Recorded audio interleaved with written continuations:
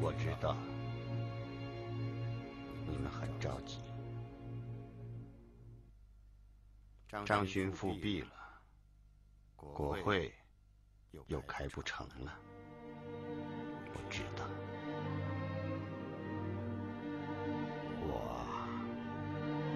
我急的不是这个。这些日子我想的很多。我们本来是共和国，可怎么一次又一次的出现了封建主义、专制主义的东西呢？这个问题不解决，专制复辟就是必然的，共和国就永远是一个泡影。共和的观念是平等、自由、博爱吗？可民国6年来，我们看到的是什么？各级行政官员都视法律为粪土，民众仍被奴役着。民国应该是自由之国，自由是民众天赋的权利。可民国6年来，我们看到的是什么？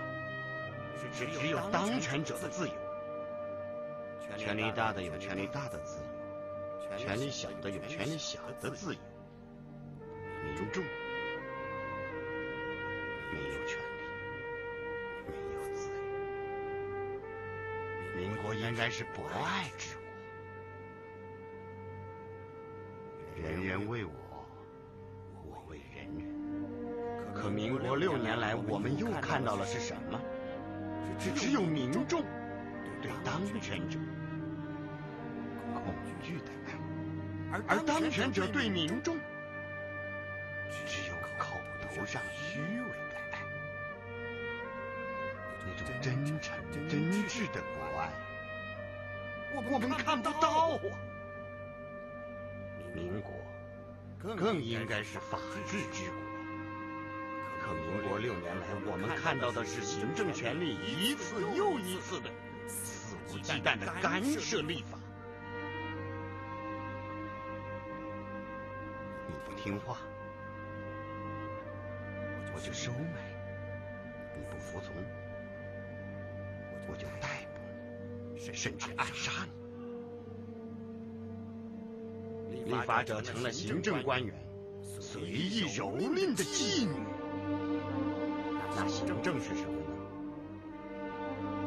行政应该说是大总统及其一整套文官制度，应该是服务于国民，行共和之政。可民国6年来，我们看到的是什么？是一个打着共和旗帜的家天下，在这个家天下的行政中，我们根本看不到透明的行政程序，更看不到监督之治。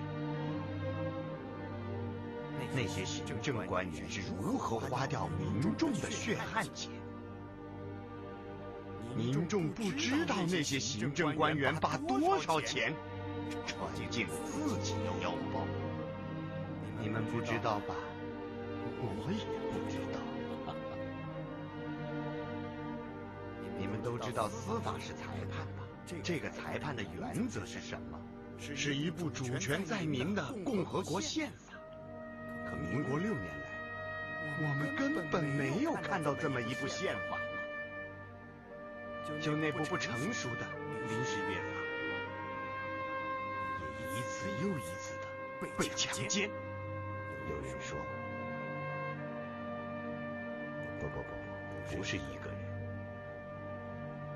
是有一些人说，共和国，它只是一个称号而已。你孙大炮说的这些太虚幻，太遥远，不符合国情，它就像一个气球啊，看着很美丽，可以飞上天呐。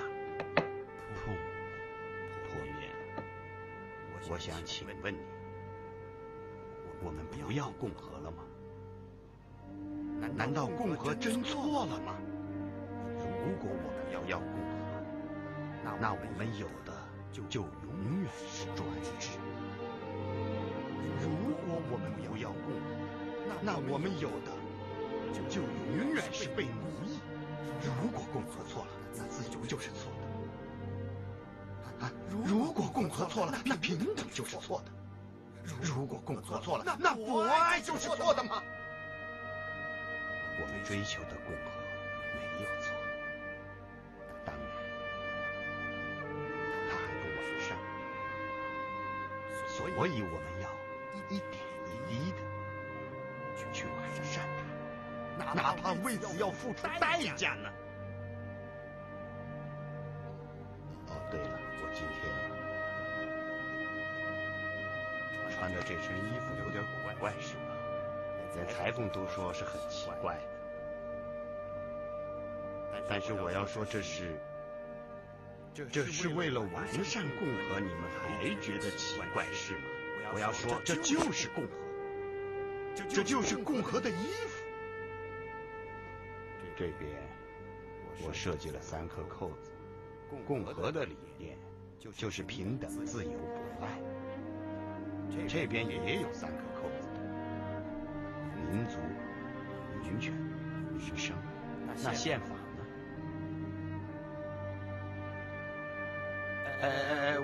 我说的不是三权宪法啊，我发明了个新词，叫五权宪法。这里装的是立法权，这装的是行政权，这装的是司法权。这3权你们都熟悉，叫间接民权。我情有独钟的是直接民权，要让普通的民众都有直接参政议政的权利。一个是考试权，我们中国古代就有考试的传统，后来把科举废除，这对后来大兴新学有好处，当官就不再考试了，这不好。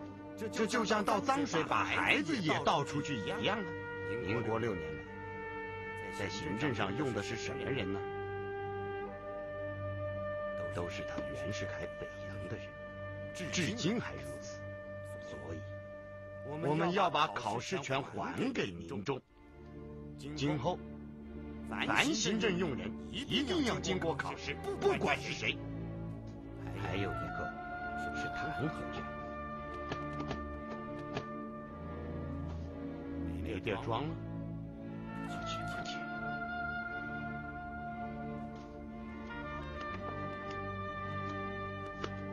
装在这儿，弹劾权。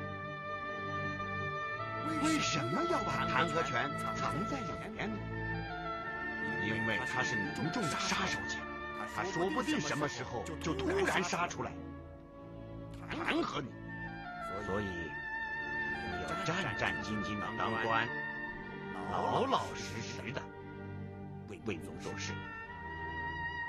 我想这回有人更要说我孙文是个疯子，吃饭穿衣都说共和。你孙大炮还会什么？他说的对，我只知道共和这2个字，我这一辈子就认这2个字，共和。我们有许多志士同仁，为了共和，连生命都献出。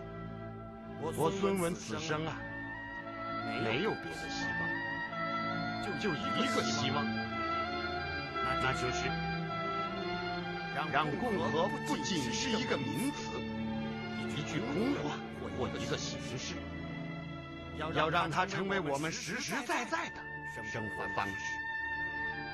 让它成为我们牢不可破的信念。共和是普天之下民众的选择，是世界的潮流。世界潮流浩浩荡荡，顺之者昌，逆之者亡。我孙文相信，我们这个中华民族啊，它一定会实现共和的。